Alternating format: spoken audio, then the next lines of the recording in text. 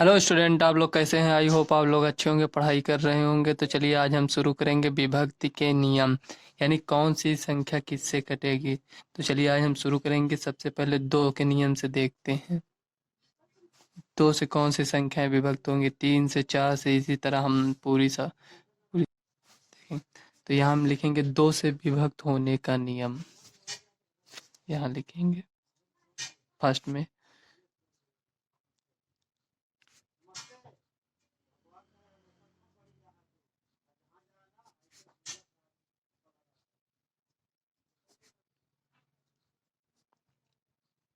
के नियम। तो दो से विभक्त होने के नियम में दो से कौन सी संख्याएं विभक्त होगी? जिसके इकाई के अंक में सम संख्याएं हो या फिर जीरो हो, जैसे दो, चार, छः, आठ या जीरो हो, तो वो संख्याएं दो से विभक्त हो जाएंगी। हम एक एग्जांपल लेकर देखते हैं फर्स्ट में। जैसे मान लो 9, 4, 6, 8, 3। तो देखो यहाँ क्या ये सम संख्या है? ये दो से विभक्त होगा? नहीं होगा। तो ये जो पूरी संख्या है ये दो से विभक्त नहीं होगी। तो यहाँ हम लिख देंगे अतः अतः 9, 4, 6, 8, 3 दो से विभक्त नहीं होगी।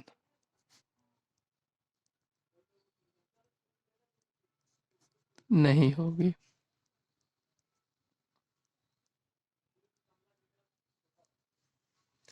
ठीक, यहाँ तक हो गया। अब एक एग्जांपल और लेकर देखते हैं।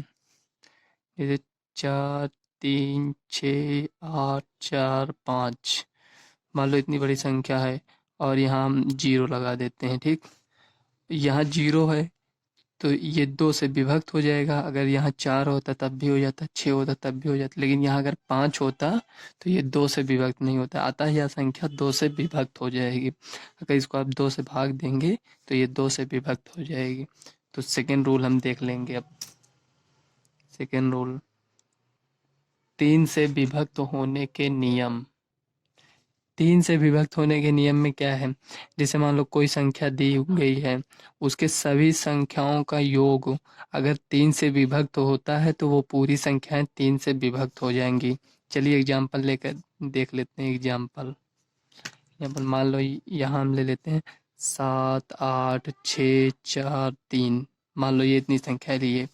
इसमें हमें इकाई और दहाई अंक से मतलब नहीं, इसमें पूरे संख्याओं को ऐड करेंगे।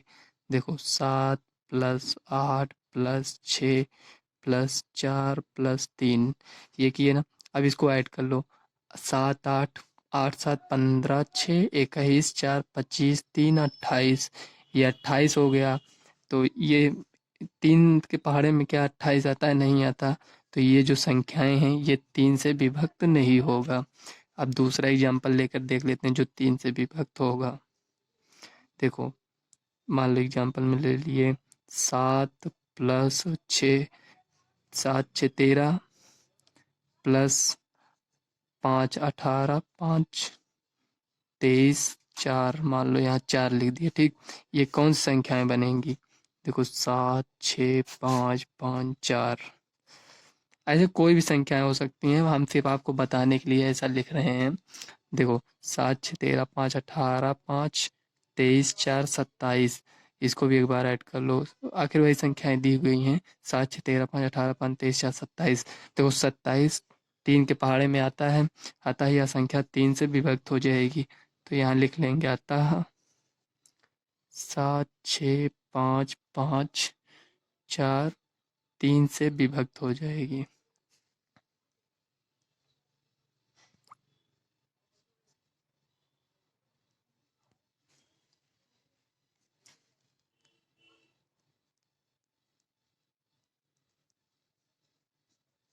यहाँ तक हो गया। अब चार से विभक्त होने का रूल देख लेते हैं। यहाँ थर्ड नंबर में चार से विभक्त होने के नियम में देखो, मान लो कोई संख्या, यहाँ पर भी एग्जाम्पल ले लेते हैं एक। मान लो एग्जाम्पल लिए 9, 7, 6, 8, 3, 2।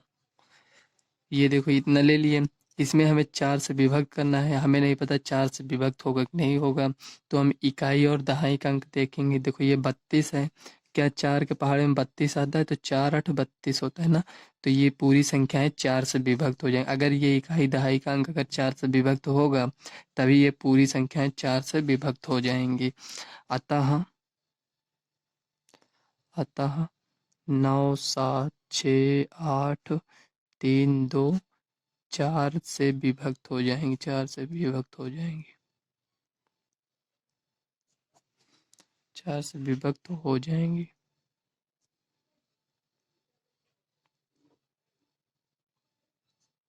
यहाँ तक मान लो यहाँ 3 2 है, मान लो कोई और संख्या होता, सेकेंड एग्जाम्पल देख लेते हैं।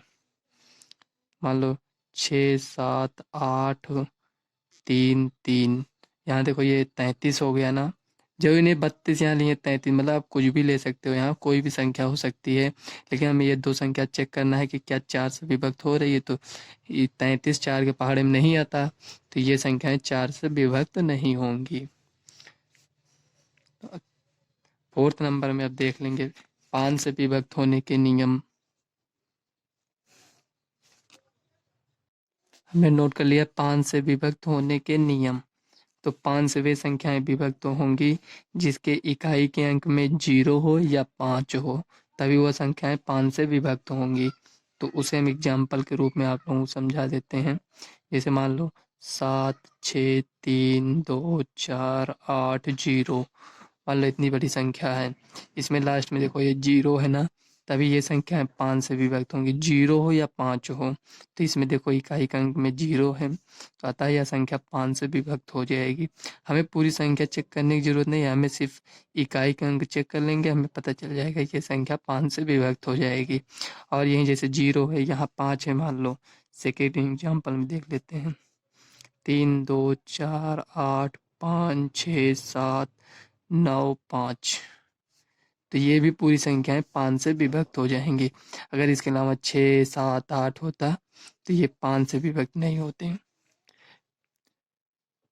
फिर किसी और संख्या से ये विभक्त होता, तो अतः ये दोनों संख्याएं 5 से विभक्त हो जाएंगी। ठीक, अगर यहाँ कोई और संख्या होता तो फिर विभक्त ना होता। अब इसी तरह हम छठवां एग्जाम्पल देख लेते हैं। नहीं, ये चौथा था, तो ये पांचवा है, सॉरी, ये पांचवा एग्जाम्पल। अब देखो 7 से विभक्त होने के नियम। तो इसमें एग्जाम्पल हम 7 से वही संख्या विभक्त होंगी, जैसे मान लो कोई संख्या दिया है, तो इकाई का अंक जो होता है वो जो दहाई, इकाई दहाई सैकड़ा हजार जो उतनी संख्याएं होंगी, तो जो इकाई का अंक है उसका दुगना, और जो संख्याएं होंगी उससे घटाने पर अगर वो संख्याएं 7 से विभक्त होती हैं तो वो जो पूरी संख्या दिया है वो 7 से विभक्त हो जाएगी। चलो इसको एग्जाम्पल लेकर हम देख लेते हैं, उसमें ज़्यादा अच्छे समझ में आएगा आप लोगों को। जैसे मान लो हम 882 ले लेते हैं। ठीक, तो देखो इसमें इकाई का अंक ये है और दहाई सैकड़े के अंक में ये है 88 है, तो इसका दोगुना करेंगे। दो 88 लिखा है, 88 लिख देंगे, इसका दोगुना माइनस 2 गुणे 2, 2 का दोगुना करेंगे 4 बराबर, यहाँ देखो 88 88 माइनस, ठीक, 88 माइनस ये 2 दूनी 4 ना, तो 4 बराबर ये 88 है, सॉरी 88 माइनस 4 यानी 84, 84 आया ना। तो क्या 84 7 से विभाजित होगा? तो 1284, यानी 84 7 से विभक्त हो जाएगा। यानी ये जो पूरी संख्या दिया है 882, ये 7 से विभक्त हो जाएगा। यही रूल है। चलो एग्जाम्पल सेकंड में इसको हम थोड़ा देख लेते हैं एक बार और। एग्जाम्पल से मान लो हम कोई संख्या ले लिए, मान लो 663 ले लिए मान लो, तो 663 है, ये देखो दहाई का अंक ये है, इसका दुगना करेंगे माइनस 3 गुणे 2, इसका दुगना किए तो 66 है, 3 दूना 6 माइनस 6 बराबर 60। क्या 7 के पहाड़े में 60 आता है? नहीं आता। अतः यहाँ लिख लेंगे, अतः 663 7 से विभक्त नहीं होगा, विभक्त नहीं होगा, नहीं होगा।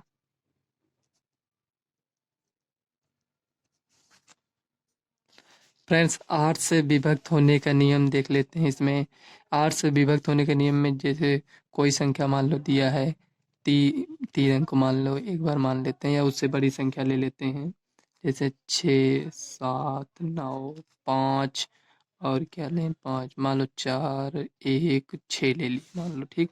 ये एग्जाम्पल में इतना ले लिए। अब 8 से विभक्त होने का नियम ये है कि ये जो इकाई, दहाई, सैकड़ा जो 3 अंक है ना, ये पूरी संख्या 8 से विभक्त होना चाहिए। और अगर ये 3 संख्या 8 से विभक्त हो जाएगी तो ये पूरी संख्या 8 से विभक्त हो जाएगी। तो क्या ये 8 से विभक्त होगा? देखो, 8 पंचे, अगर इसको हम 8 से भाग देंगे तो 8 पंचे 40, एक बचा ना, ये 16 है, 8 दूनी 16 है, यानी ये पूरी संख्याएं 8 से विभक्त हो जाएंगी। इसी तरह चेक कर लेंगे। चलो एग्जाम्पल में एक और ले लेते हैं, अच्छे समझ लेते हैं। एग्जाम्पल मान लो हम ले लिए 3, 4, 6, 5, 2, मान लो इतना ले लिए एग्जाम्पल। तो ये जो इकाई, दहाई, सैकड़ा, ये जो 3 अंक है, ये 8 से विभक्त होता है। एक बार चेक कर लेते हैं। आठ आठ छंग आठ, आठ नहीं, मान लो 8 बार जाएगा, 8 नहीं 64, यहाँ एक आया तो यहाँ 12 हो गया। तो क्या 8 के पहाड़े में 12 आता है? नहीं आता। तो यह संख्या जो दिया है, ये संख्या 8 से विभक्त नहीं होगी। तो यहाँ लिख लेंगे अतः 3, 4, 6, 5, 2 8 से विभक्त नहीं होगी, नहीं होगी। हो गया। इसी इसी प्रकार 9 से विभक्त होने का रूल देख लेंगे। देखो, 9 से विभक्त होने के नियम जैसे 3 से विभक्त होने का नियम था, सेम वही 9 से विभक्त होने का नियम है। उसमें जो 3 से विभक्त होगा, कुल संख्या को जोड़कर 3 से भाग देंगे। अगर पूरी संख्या का योग जो था वो 3 से विभक्त हो जाएगा तो पूरी संख्या 3 से विभक्त होगी।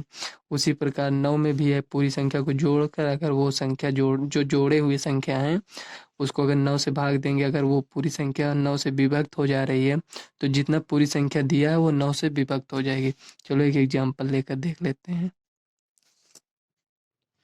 मान लो यहाँ लिख लेते हैं 7, 5, 4 और मान लो 6 और 2, 3।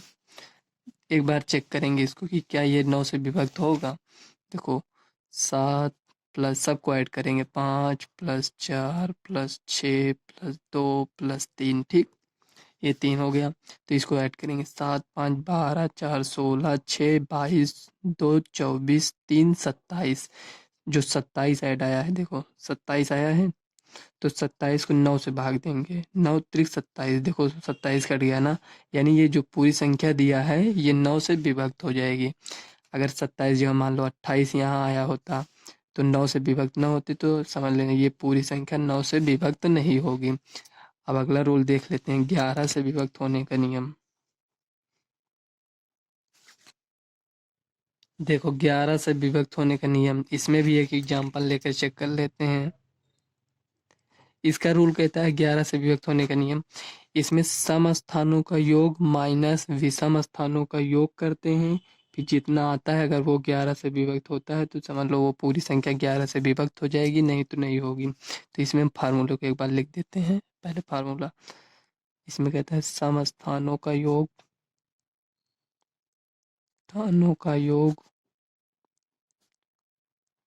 माइनस विषम स्थानों का योग।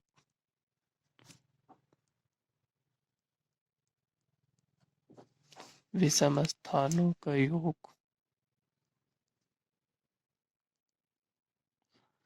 ये सम स्थानों का योग, विषम स्थानों का योग क्या है? चलो एक एग्जाम्पल लेकर समझते हैं। एग्जाम्पल, मान लो 8 ले लिए, 0, 1, यहाँ 6, 4 ले लिया, और मान लो 5, 9, 1, मान लो ये एग्जाम्पल है, ठीक। इसमें सम स्थानों का योग कह रहा है, तो देखो ये 1 विषम है, ये 2 सम है, यहाँ ये 9 है, इसको नहीं देखो 1 से 10 है, इस तरह 2 ये हो गया, फिर यहाँ 2 ये सम हो गया, फिर एक संख्या छोड़ कर ये सम हो गया, फिर ये सम हो गया, तो इनका योग करेंगे।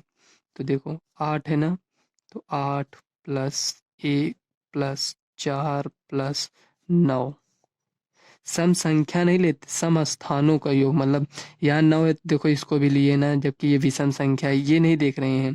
देखो ये 2 नंबर पर आता है, ये 4, ये 6, ये 8, ये सम स्थान हमको देखना है। माइनस विषम स्थानों का योग, यानी 1 1, ये 2, ये 3 है ना, ये 5 ले लेंगे। फिर उसके बाद ये 6 ले लेंगे, 6 के बाद 0 लिख लेते हैं। 0 वैसे भी ऐड नहीं होगा, लेकिन लिख ले रहे हैं। देखो 8 1 9 4 13, 13 में 9 जोड़ेंगे तो 22 हो जाएगा। माइनस 6 5 11 1 12, 12। देखो 22 में से 12 जाएगा, कितना बचेगा? 10 बचेगा। तो क्या 10 11 के पहाड़े में आता है? नहीं आता। तो आता है यह जो संख्या दी हुई है ये 11 से विभक्त नहीं होगी। तो दूसरा एग्जाम्पल लेकर एक बार देख लेते हैं। सेकेंड एग्जाम्पल जो 11 से विभक्त होगा वो एग्जाम्पल ले लेते हैं। मान लो यहाँ दिया 2 3 6 9 7 0 6 9, इसको ले लिए।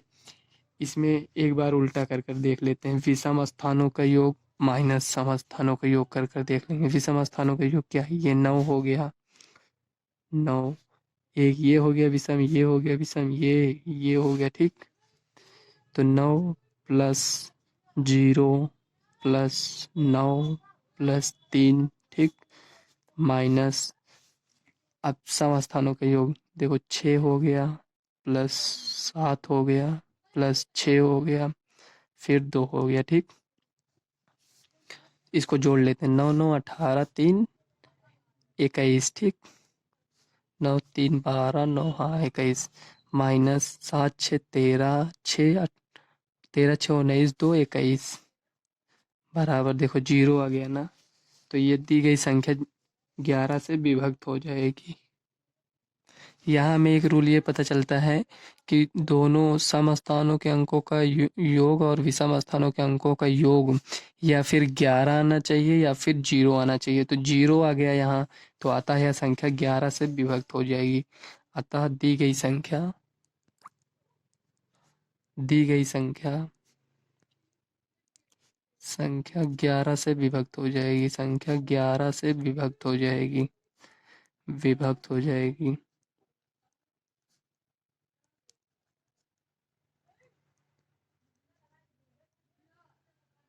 हम आप लोगों को बता रहे हैं इसलिए इतना टाइम लगा, और ऐसे मतलब लिखते नहीं है इसको, ऐसे ऐसे चेक कर लेते हैं, जोड़ लेते हैं। एक बार एक तरफ जोड़ लिए, एक बार एक तरफ जोड़कर दोनों को ऐसे माइनस कर लेते हैं, खुद ही पता चल जाता है जल्दी से। इसमें लिख कर बताना इसलिए थोड़ा टाइम लगा है। देख लो पूरी सवाल। फ्रेंड्स अगली वीडियो अब किसी नेक्स्ट टॉपिक पर लाएंगे, तब तक के लिए ये सवाल देख लीजिए। और पीछे के यहाँ से आप लोग देख लीजिए, शुरू से जो था एक बार देख लीजिए।